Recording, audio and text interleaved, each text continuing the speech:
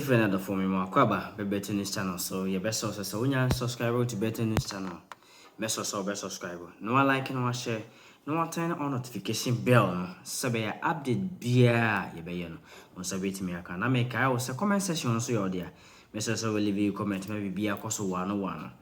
And then some ben e dey brem and then some e dey brem say okay 1 MP bia or domain kwabrinya Adwoa sarfo maybe or find in your quarter parliament so or ye munafiki say or no net one and sembebre ma meno eko domain kwabrinya market minim so okoye campaign so okwa akoto nneoma and the meeting na ma meno call ne dwadifo no den second ne aba ene ntutu ne agye di ma meno chi anyame amfafia enka ma meno ko munya ne dia enka ne yenti asempa ensembebre no mode tu dwa abra science incidents ne me be so obeka me hone akwakotie esem no monchemu ne ba de aka bia no ye de be so me so mcho say I have better news TV me so say like it na share na subscribe na ma afoforo anti enka ne yentimi mfa dwumadi emra mo de bia mo menkotie esem no monchemu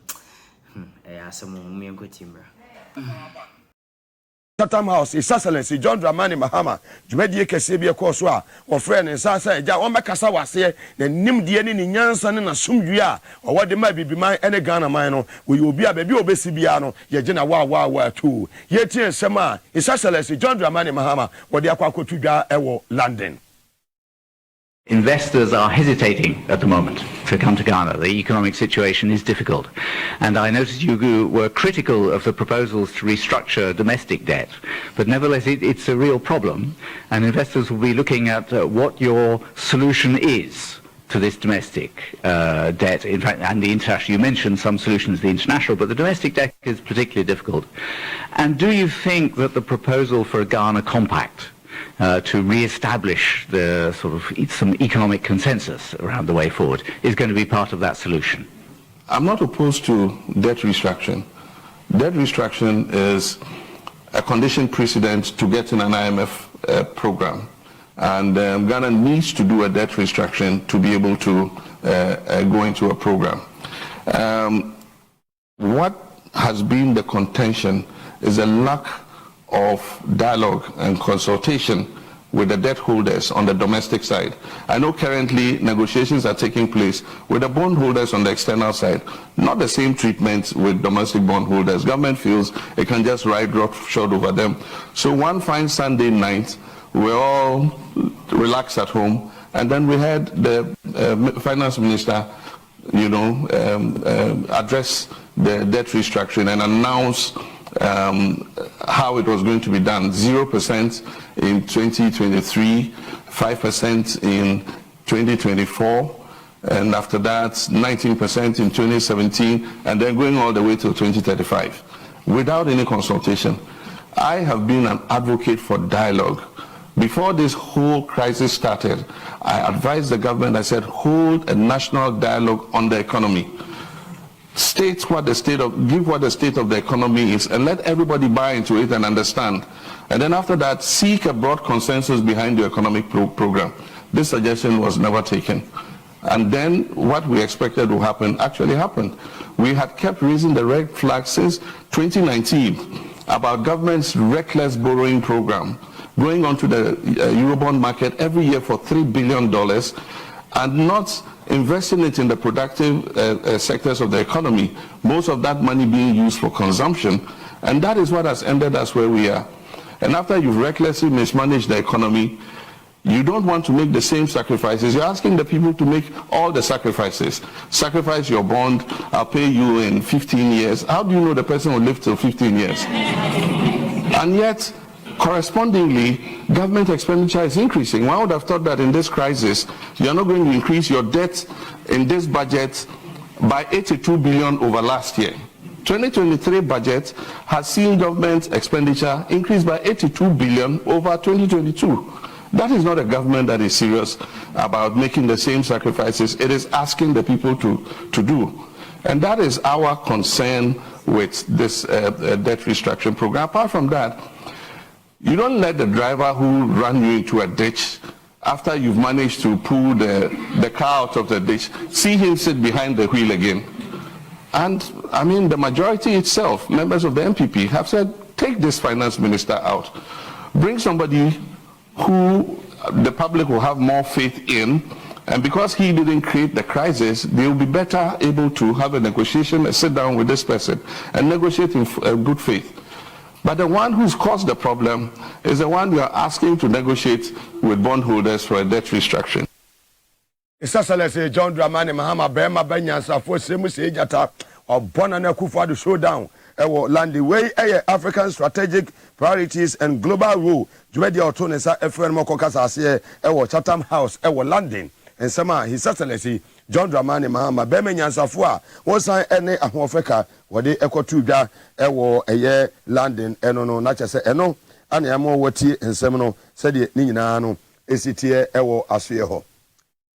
Ye bosu bi ma na chese ye bo ewura dome abato mpeso aso dome kwabenya ho ena NDC ye maame elikuri makrugu on de sese aba no wafa awie ni nyina chese sese no MPP fo no wo mo ho aye Ghana fo hia ma sese adu se wo mu ewura market kura ba bia na ye adwadifo ma dwamufo ma no wo mo atontos ni nyaado udu dome market wo ye market ya eso yie papa na wo ya maame nem ne ye nananom ye omotonton ne ma ewo ye market wa ene eka ne na adwasafo wo bowura ho a maame edenne maame odenne maame na eba no na ntuman ye de esafom se wonante so enei adwasafo eko dome dwem se okọ na wone ema wo mu eton niema ewo dome dwem akwadidi enkomo adwasafo duru hoyi ne nsada ne nsayam ema no epamo adwasafo se friako ne yesesam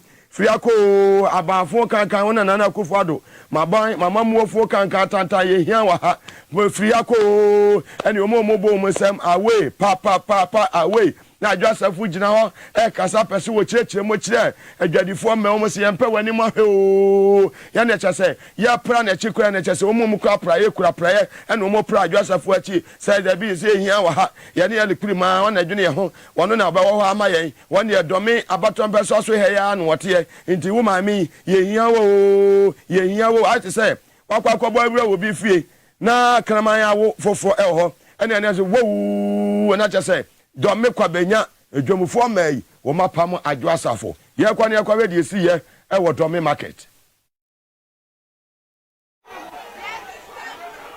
We want change.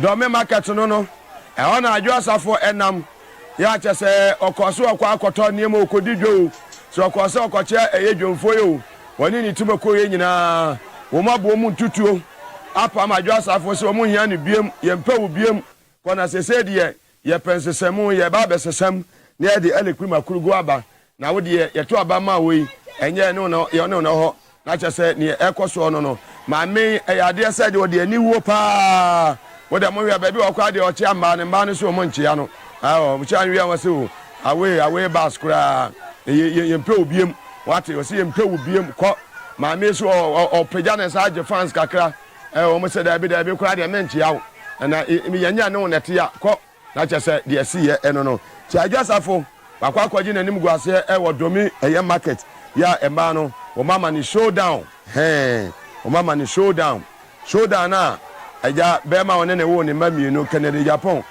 de ma eye NBB fo no ono so domi market for ma no o mama adwasafo showdown. Well, you be free aya domi na afeye de yani akire eye nsafufuro mu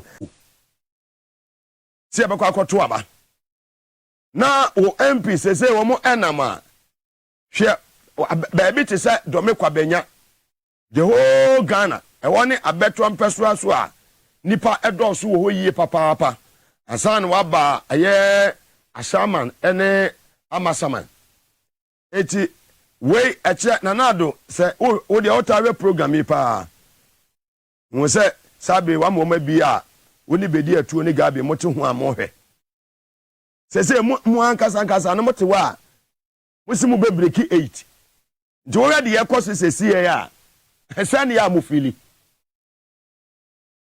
wa majo asafo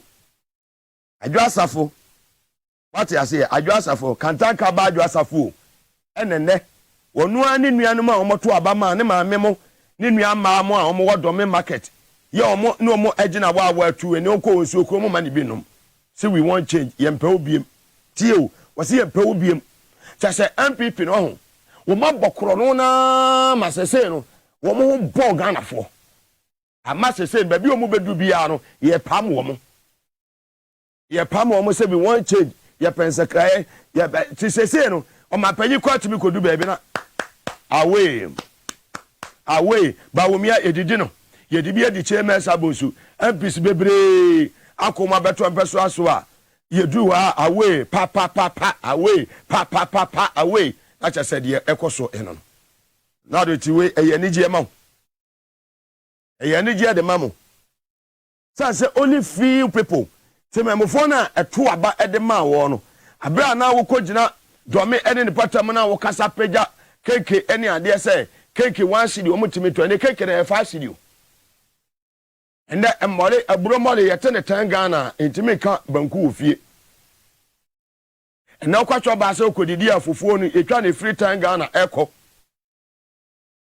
5 cedi nim 8 cedi nim and then also pesa wato aponche na ma yetwa ne free 30 Ghana cedis eko and the kebab yesan a free 10 Ghana cedis eko bia na na do di aba bedu no gere kura Ghana fo ntimi ntoni gere ne boys ubi hu ma konkonte kura say konkonte ne yete ne free 10 Ghana boys ntimi nto ahwo kire na ba ma wodwene hu awonte ase bia ode Ghana akwa kodu no so obi ase we want change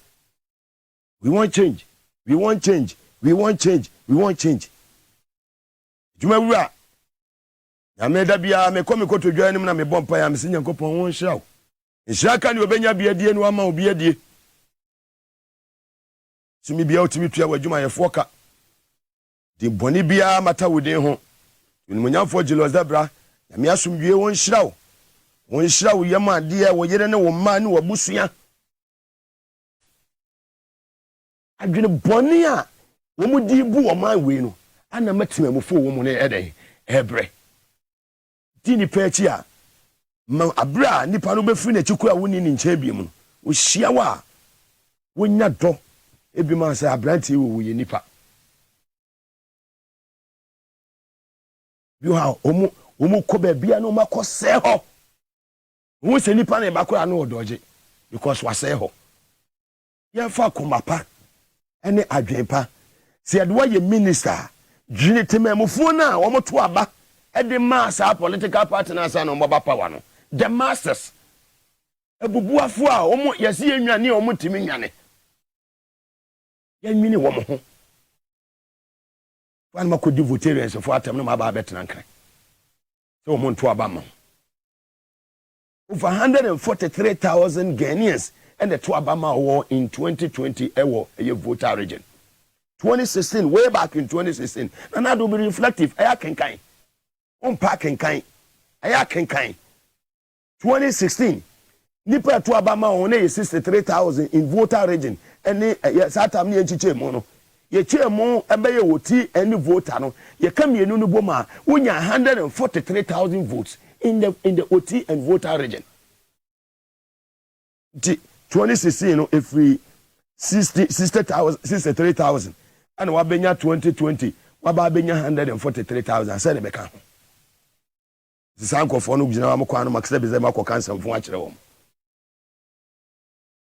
na metiase e bia me kan me say it is just a matter of time bia be sesa ye mompa ye ma John Mahama se nyame nkoso ma na hoɔden ne nkwatenten bompa ye konko to dwa ni ma ne panifo di na chi bompa ye ni be ma wo mo onimonyafo Julius Zabra mompa ye ni be ma no Professor Joshua Labi Johnson ese dun katia ya maame hanabi si wo mompa ye ma wo mo babra se wasama mo chisofo asoka panifo di amanyoko no anim no ono abosam wasapo mo ye mompa ye ma wo mo ya maame Professor Jena na opoko agema mo Dr. Callisto Sumo Valerie Soya mo ame ye mompa ye ma wo mo nyamete ase beyeye menua sandogbe so bo adwuma nyamete ase me say ye fa mpaebo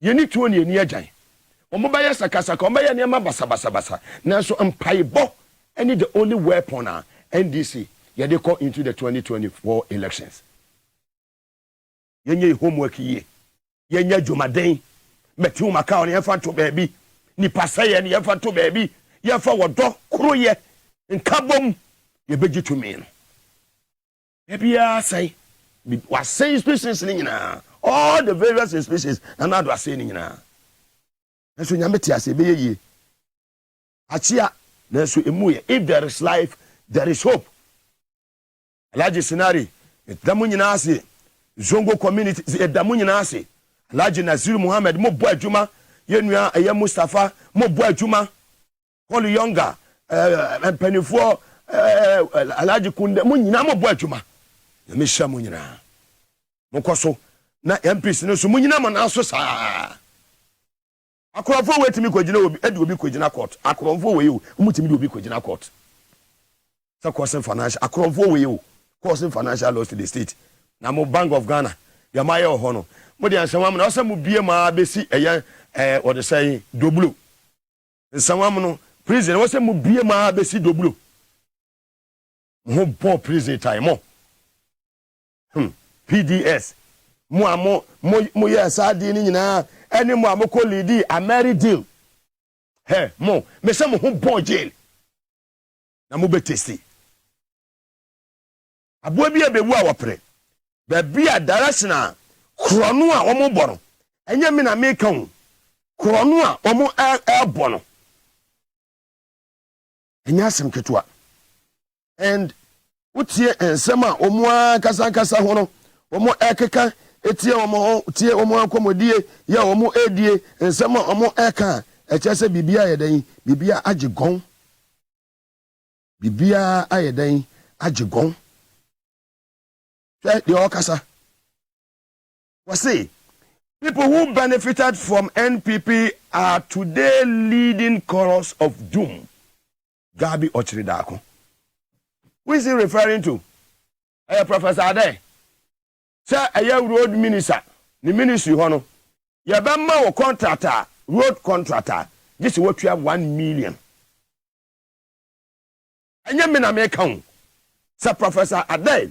Ya oyana nado ni chocho mucho na nado. I mean, yon kopa waba yekwe ano. Wa boy juma man na nado no. Omo se baby a direction e kona say we. Yeti the transport or they say road minister waba beka efasa eye ensem no about corruption ho ensem akwata yeti ensem waba beka. There are a lot of corrupt people, there are a lot of thieves in my own ministry. You sack them, you employ new ones, and when they come, the new ones are even worse than those that you sack. What sort of country? Message is subium. Me can't just say for omo ye kronfo. Eti ensema Professor Adai beka ye no. Wabo na asa wamwa. Papa na oye road minister ya na kufu adu busuani. wase kurano ne di omo bo kurano no he wase omo ba na wi omo kwa kofa foforo na ebeba ne di omo ya kromfo kwa omo ya hefo omo ya ndisifo omo ya ndisifo aya family and friends yes tie papa ni bi sesuma me. There are a lot of corrupt people, there are a lot of thieves in my own ministry. You sack them, you employ new ones, and when they come, the new ones are even worse than those that you sack. What sort of country are we building for? Say, what sort of country are we hot? Who is the leader? Who is the leader? Who is in charge? Another one. CEO, we say over thieves, no, woman in free Jubilee House. We must say honina. PDS I want to start here. The gigant of Wosika 8 months. So leader or your kronfua. I better than a mom within a change among your kronfo. Another honor. What's in that chicken? Another video momate. Woman, my presidency one is so cheap. Corruption no adoso. When you Mugabe na come. When you amwakwata. Amwakwata. Wanua kasa amwakwata no. When na do busuani. Anu wakwa se busuafo no omudi bu man no. Anu wono ka kire o se. Wanua ni ministry, road ministry ho no. Ne krofo na wan pro mo no. Omu ye thieves. There are a lot of thieves. Thieves, akronfo, corrupt people. Thieves, our no any ministry. Na se wo kura, thieves na we yi o madie no. Wo di o mo court. O ma mo ba kuno no na wo sake wo ma sake fa foforo na. Foforo no kwa de adutwa mo no. Wo di o makwa akogina court. Ena mutimi dia ayi oponi. Ya wono ne presu cocoa board ye hu mfaso aga na nya he. Ehu cocoa wuro so ana ekoso. Wo ye de adwuma ama wo. Mobile amase mobile odete eye cocoa wros. Hwe 20 million Ghana cedis SAD ebesi na ye ho hwe. Kwa no na anwene ne se apro ho. IMF atire se cocoa wros bi na we betimi ato aso bi. Video where de thieves in my own ministry. You sack them, you employ new ones, and when they come, the new ones are even worse than those that you sack. What sort of country are we building for ourselves? What sort of country are we building for ourselves? Who bisa me? Who bisa wo nana? Who bisa wo nana? Who ofa?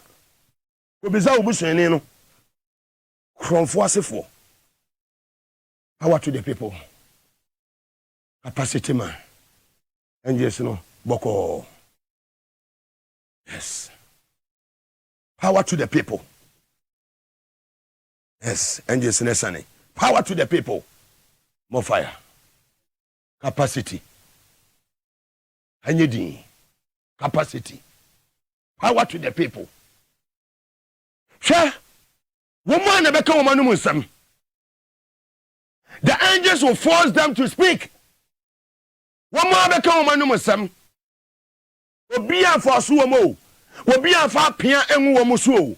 Wobi ama yam to esi wo muso boni na wo modie no wo man wo sika na wo mawia no wo man ne beka wo manum asem Cecilia Adapa me na me kofa enkofa so no mo kotena kofo manafo nkwada no munya 18 years ya Ghana ha ye fo obi ne tena wonya 18 years so obeye den child labor ni ade ya ka ho asem da bia ya wia wa afi na wo tim kanu nya no he. Power to the people. Honorable Kennedy, you have a donation. I'm a union voters. You have heard the course. I don't know how other people will say that the people are stubborn when they've lost almost everything that they've acquired over the years. I think such things, it doesn't help. No. So I'm of the opinion that right things must be done. First, the VRA, no matter what, they have to compensate. That I promise you, I'm going to fight for you. No matter what, they have to compensate. And you see, they make some mistakes.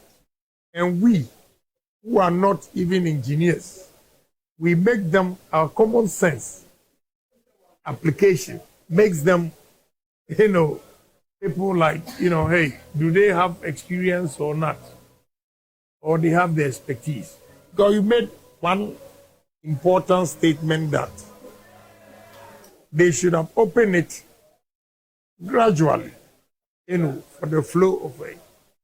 And look, I can tell you, see all the farms you have here. We need huge tanks that we can store this water and use it during the dry season. But you open it just for it to go. I mean, hey, So I sit back and I just look at them and say, these are the people we have in position of trust. Now there's technology. And this water, it shouldn't even go waste. So much. And personally, I followed your philanthropic work. So when they said you were coming, I knew something good was coming as well. We thank you so much. Yeah, it's a very difficult situation we find ourselves in. Yesterday, Togbe and I and the other elders, we visited some of the camps. It's not a pleasant sight. People just uprooted from their safety and comfort and put in classrooms. No mosquito netting, no mattresses, no windows, nothing, no cooking stove or anything. They've just been left there. Then they put up a sick bay, which the president. I just said, "Dear course, no. Kennedy, Yamisha, no one your why? The Adwoa said, "Yeah, so that can some phone." And so, was the whole Ghana, make one went to me and defeat me. When me this year, any better 3 months, back to back, fire to fire, fire to fire. We want to go to us, Omoni Menkasana. Beso only me menya banta biabi. And I'm the acho. See, what they wouldn't say a spiritual realm or a physical when you're a small boy. Capacity in a casan. See, the Aquayano, Abani di Unya, Baumiano, Omoden Beba. But yes, Baumiani a pe. And tea, would you probably bitter? Butarians in India, we say, Okoka. And some fun, you do copy mobile and I'll be pure cast with you and walk out warrior. Indeed, and yet, the beer will be free anyone one day, in fact, ho and yet a semka. Now, watch this should be a man who said, if you and a kakra and kakra eba, and you're complete, dear. Why was you my Jimmy? I wouldn't be would do much. But I won't say, some are walking in. Now fire na do ni wo ma o di nkofo na tem but nyansa de ye de wo emisua no asase so a nimde de etuminya nanso nyansa de wo na wo de ma e di free asase wa twedi ampo Nyankopon no wono ene di nyansa ye den e di manipa wo se nimde de etuminya nanso nyansa de di mafu nyame na de ma ti se wo panyi bi na sabi wonim nyansa ebi obegina bia abeka nkwase asem sabi tiemiye wo panyini bi ne wonim nyansa ya cha se ya fa ma no osoro ho nimde de etuminya ne mom nyansa de agya ne de ma nti se nipa no wonim nyansa bibie ni ho a wo ye ne beye yi wo kasa basa na ka obi be kwa ho chire wiem okwa ananka nsapan Kennedy ko wodi bibi ko yu Ibrahim ko di bibi ko footballers ne kwa na mo ye me mama makilesi ne mo amakeka no mo ye den seven apia wa kire se wo ye true no ye leader wo ye leader mpa atete London mo Jessica kese mo amowo kudusumo ni ade mo je 1,000 pounds a week 200,000 pounds a week atɔreche masim krum hwɛ eto abia no obɔbɔ no BBC ya opon wia no no nko de sika sponsor Liberian national team and once wa be the president muti ho sa na se apia be the president of Ghana muti ho say ya na se apia wa be the president say the opon wia the president ewo eye Liberia no sika nko unyi sika mfa nya doye da bia na mo na mu bubu saa da bia mo bobo week bia mo na mu bu mo nya doye hwe obi o ya doye no mpa ye obi ka se nyame nhira wo eyi wo free nyama bebre mu week bia injury munye sika guess twakese ti Europe o mu jisika na twakese ti me etwa mani sa tɔreche bi asimu mamu nyeme bi wo ti mi situation bi wo a nyame ti mi yi free na won ti ase nanso eya doye bi a wo yi ani baabi no enu na Yakopon afa so no ya dai wodi wo yi wo free sa amani num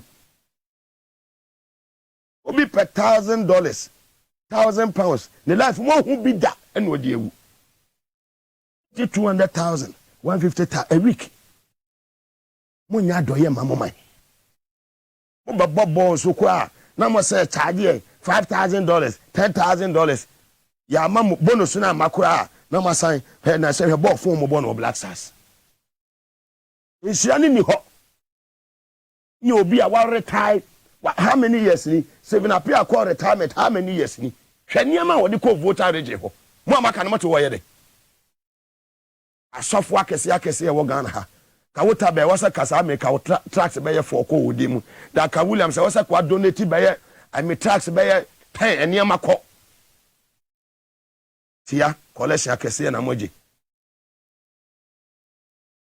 twisi odudu ne de abremu mo dina da bia mo fumu ayedu enu ahwe chantan zongo chief Sariki Azomian hwado ye obeyeye okọ retirement how many years ni 2017 we call retirement our fire service no director in charge of logistics our fire service shado yo be onima penny for be ye nura edu ba bi o se kasa monim na mo ya doye mo yi bideboa what ya sorry dem sofo de ekwe bibia amane de a yes ye to collection farmer sofo na sofo e ba be di ni birthday ye to collection ma no asori be hia 1,000 Ghana de asete a business ya yes ye mompaye mane be yi sofo de enye collection ma no ebo ba asori ba ne de ye mompaye bompaye sa mamuti ate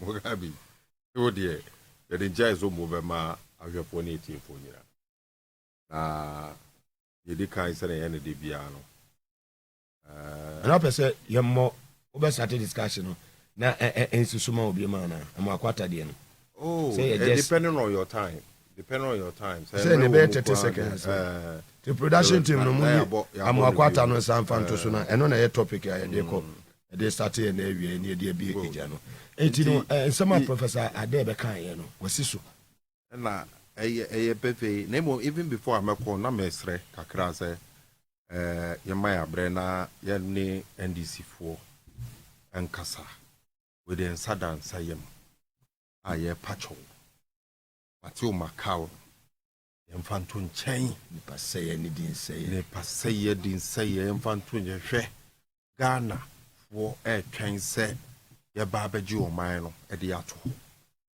ya sede enso sen obi asede e wo Ghana hanne se so man ye baji Ghana asi ho amana ye o man ya be ye be den ebe frantuma pa na NDC asede NDC no nso nipa ba ko His Excellency John Dramani Mahama na why den wa sacrifice fi bibre ebe pemunne na yeda so wo no wo ho wo no so a kire wo do wo ka kire yen se ono nso se ye bekọ de ono nso bekọ na ni aka ne se ye nyina no ye bebo ye ho bodin ye besre se obia kakra wo betimi aye no mumma yen ka ni nyina mbom na yenkotu saa aban funu aban akrono aban ye MPP aban we na ye ntu o mu firi wo na yes ah ye nyina ye bekọ ahunya hia kese a ebro se yi mo de awura mo kora dada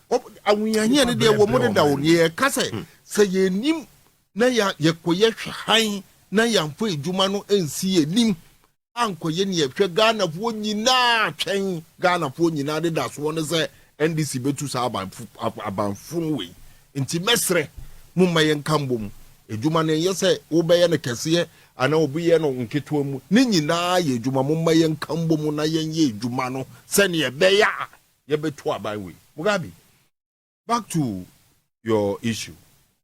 Unim say eni akosomo dam spelling ye be fa no 1-1. Unim say Professor Day ebe kasa ye no. Ena Minister of Roads no e ka so ordene e kwa yoko na onko kire asem no awaka de ne kotiwa ho na tiwa no a ordene kọ no ho no ono wa na ye tiwa no a ye che no wo tape so ye tape tiwa akasa na ye say ye tape recording no e asem o woni A+ e kan ya O+ recording wo phone so e ye say obi kasa obi na obi akọ tape say me no wo kom a ye bo no e na wa record nti na ti want to me ba e be kasa ye ne no ono na tibi bie na nim ton ka se krono ni katachisen sem no a A+ e ka no wonja ka na enye sa obegu aban no ho fi ye omo mpese ye begu na na do ho fi that one ene na ono na wo ye kunne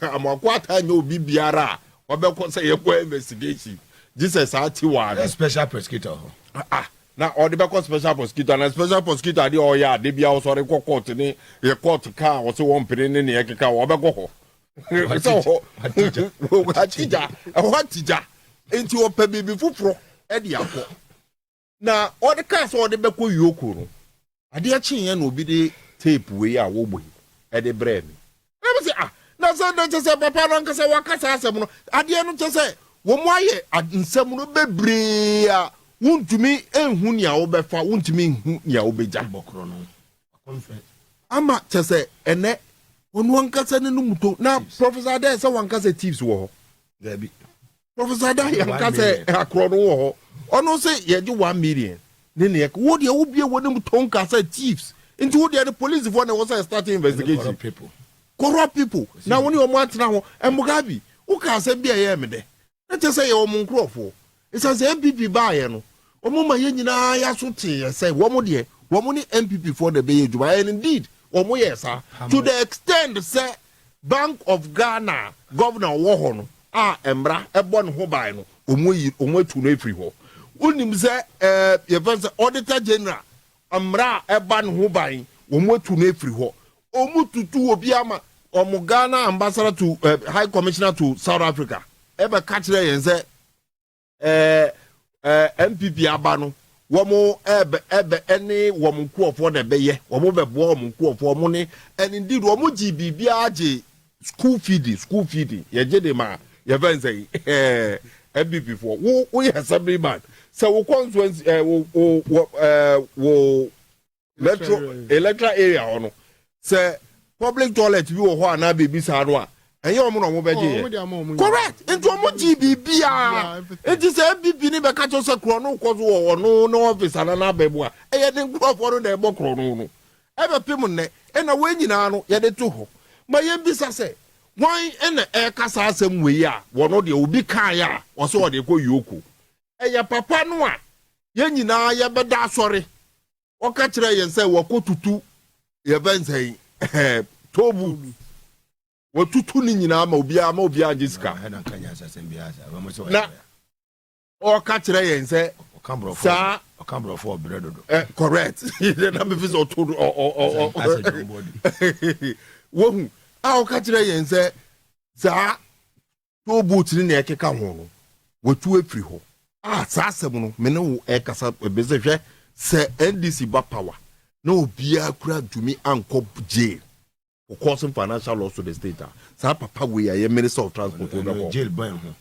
jail born who ono ojina hono what sent jail sent no one because anya hwe kura no wanya hwe kura no ye benya sa emra no ye benya sa emra no causing financial loss to the state na e ka kire yen say saa de no ye na wanji parliamentary approval wanji hwe wono ofiti prekope na zram wegu to boot no say ye be ya ye beji e-levy yinso a ende ye je to butu yinso a eno so enye eduma bibi biara te say wo mu de wo mu sabeka no enye na emom ye ngira ho enka no say ye be trawa keke ugabi me no wuti hey how many times am about wo program so am aka tell say contractors o mu aye eduma yentua omka bibre nti contractors na ye ntua omka no mo bi ntina due nka say assembly bosremuka bi o kwa nyina o majaye na womu a wutua 1 million no a ni nti a meji professor there ne di ne say bi mu ho a yetua wo womu a mutua 1 million no ye gi 1 million no aga bi adwa na womu abede abeje wo ye adwuma na wo no wo adwuma na ye betua wo nya wie kura na yetua uzika wie nti 1 million na ye kick forward no eno na ye problem no because me no wo ka say me kai nanado ene ba me before me ba power and a kickback and a kickback a move from kickback I kick forward ya ji sikado and sakura ya ko ye dwuma no na wo mo asanya kukuduro kata professor Dai Saka asembi very important what's in na sakromfo we na wo mo science eyi obi a ono de ombe di yeso asem na directly to Baumia now God forbid or see God on one be the name to say God forbid say nkrofo we mo yi we nyina we mo san so eyi nipa ono be die so e de amaye ono ye Baumia na nanado ne nkrofo so it's very obvious say asema ye ka no enye bibia e wo say ye hu hwe han ye nsori waka na ye ne wo mondili odisia na ye twa